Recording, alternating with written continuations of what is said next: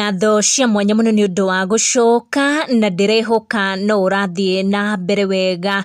Wanja Kihi ni macokaniria miario na muini ugwitwo Rachel Njeri iguru ringi rwimbo. Rachel Njeri arauga Wanja Kihi aruoyete rwimbo rwake na agakorwo akirutumira uru. Elisha kirura na iguru akiuria Ngai wa Elijeku ita wicirie mundu akioya rwimbo ruu.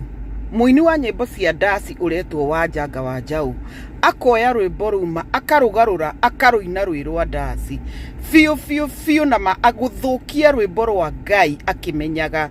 Nindagaririe kwaria na muiritu ucio ira na aranjira ndaroi. Ndiramwira tondu riu no akimenya eherie rwimbo ruu tondu ni rwimbo rwa Ngai urathukia. Na muiritu ucio ararega na aratinia thimu. Reke ngwire Wanja, there was no apology, there was no sorry. Ni wira turaririe nawe ira. My condolences to Team Wanja Kihi, because our song that is called Johi, it is no longer in YouTube. We pulled it down.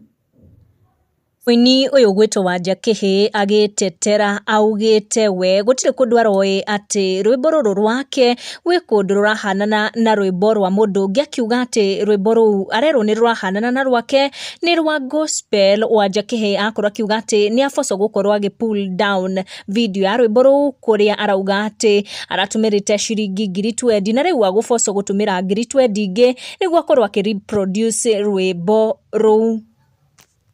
That song costed me 20,000, the video and the audio.